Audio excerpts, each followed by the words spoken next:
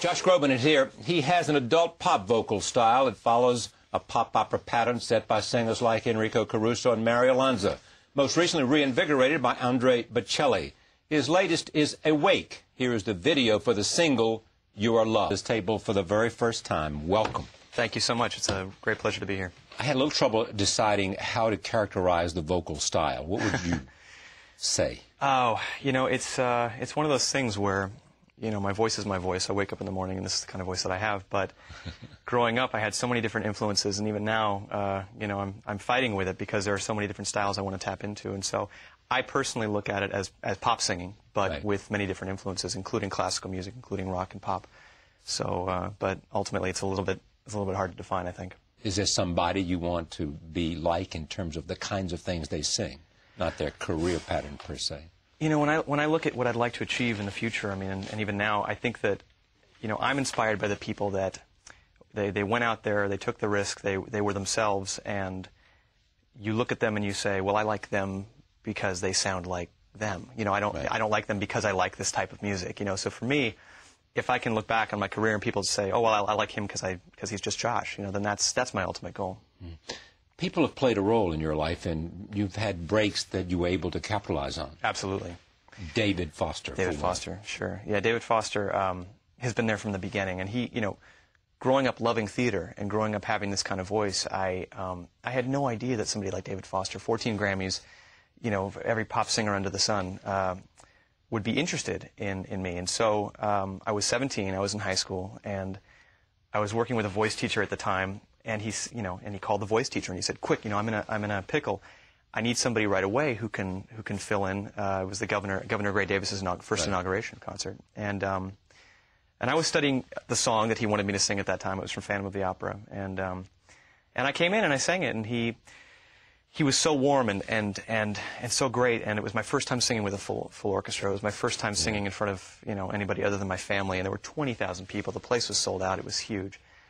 And I was on cloud nine, and I walked away from that experience. I gave David a hug, and I just kind of whispered in his ear, "Thank you, thank you, thank you," because I just knew that this would be the first of many things that we would do together, and we have. What have you done since then? You know, it was only 2 weeks later that he invited me to sing at the Grammy rehearsals with Celine Dion. He kept giving me opportunities, and that was the main thing that came from it. It wasn't one of those things where he said, you know, let's sign him and just hand it to him. He gave me many opportunities to succeed or fail, and so he's always lending his talents to many different events, charity events and things like that. And he just had me sing at everything. I just sang at so many things, and it was such a great double positive thing for me because I got to help out the event, and I also got to sing for some incredible people. And it was about a year after that inauguration concert happened that our record label, Warner Brothers Records, finally said, you know, great, well, let's take a chance on this, because it wasn't the thing that would immediately, I think, appeal to a major record label, just because it wasn't the kind of thing where you could say, okay, well, we've got a definite marketing plan on MTV, or this is definitely going to be a hit song on radio. We had to find really creative ways to get the music out there. So one of the greatest things that David did was to help me find where that niche would be. And let me understand. That's what I don't understand. What is the niche, and who is the market? You know, at first it was it was being inspired by the great classical voices. It was the great big voices. Andrea Bocelli opened a huge door for singers like myself and made romantic orchestral music popular again. Mm-hmm. And that's how it started, you know, because I had that kind of voice, and he said, okay, well, how do we do this, but how do we make this unique to you? And it was a challenge. We spent a long time finding music, and after a while, you know, it's funny, I always think of it because a lot of artists, you know, they have their debut album, and it's, you know, the culmination of 10 years of growing into that debut album, and then they have a hard time a year later, you know, coming up with something that matches that 10 years of hard work. For me, I feel like I was a newborn baby, that debut album. I was 19. I was just signed. I was just discovering who I was. And I think that with every album that's been after it, I feel like I'm finding new ways to go and new ways to grow. And here's the latest, Awake. How is this different from that?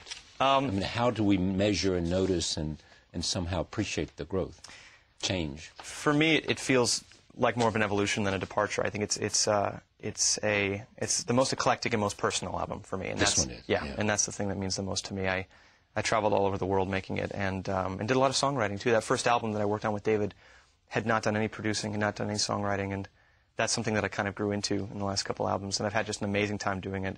I got to work with some of my all-time favorite songwriters, and to me, this album was a journey. And when I think about everything that went into it, and every song has a story, you know, of how I made it, and you know, traveling to South Africa and working with amazing people like Imogen Heap and Dave Matthews, and just you know, the chances that they gave me in deciding to tap into a world that they were not normally in, and I'm not in their world, to try and make something completely new was a great risk that we all took, I think. And Ally McBeal, what did that do? Yeah.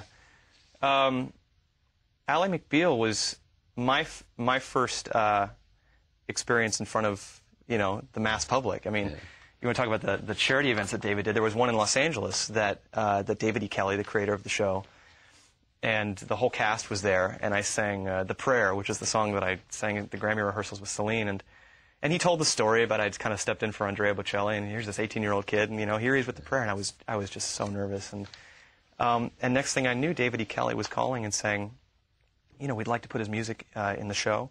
My CD was not even half done at that point. But I was going to be a wedding singer on the show. I was just going to be right at the end. I think Callista's character was going to get married, and I was going to be the wedding singer. I was totally thrilled, totally honored to be there. And then there were some script changes, and they had to make some changes. There were some changes in the cast, and they had to make a few changes, and he wrote me into the whole show. And I'd never acted before, and I'd never done anything like that. So that was my first time. You know, it aired. I invited all my friends over. And the next day, radio stations were calling, wanting to know who's that guy, you know. How did you meet Oprah? I met Oprah through her best friend, Gayle King. Gayle introduced Oprah to the music, and Oprah was kind enough to have me on. And I remember having strep throat and tonsillitis at the exact same time, coming at me at the exact same time when I was on the show. And I took some medication, and the skies opened for 5 minutes when I had to sing. But no, she's been a great supporter, and Gayle's just been a great friend. How about Broadway? Broadway is somewhere in the future for me, I think. It's near and dear to my heart. It's you know, I grew up loving the theater, and so when I've had the chance to kind of dip my foot in the water when it comes to Broadway, I had a great time doing a concert for the Actors Fund a few years ago. We put on Chess, for one night only version of Chess, which is just a great score, and I got to do it with so many of my Broadway idols, right? You know, and I've just always had the bug for it, and the Broadway community has been really open-armed, which I've been so grateful for, and so I think that when the right role comes along, and if I have the time, I mean, I love the discipline of theater. But it's a grueling schedule, and you have to commit a great deal of your time to doing a show. And if and when I do it, I want to, you know, dedicate all of myself to it. Do you have time for more education? I sure hope so. I feel like this all happens so quickly that I have to make time. I feel like a student constantly. You know, I never want to feel like the learning has stopped. I was in theater school when all this happened for me, and I remember the talk with David Foster. You know, and I said, you know, my teachers are getting a little. I was at Carnegie Mellon University in Pittsburgh, and you know, I said, you know, my teachers are getting a little, you know, ticked off. You know, which is natural. Because you're never there. I'm never there. You know, you're calling me out to do these incredible Hollywood events. I'm singing in every, you know, famous backyard in the city, and This album is called Awake by Josh Groban. There it is. There is the cover. Thank you. Great to have you on the program. Been great talking. Good to see you. Thank Pleasure. you. Thank you for joining us. See you next time.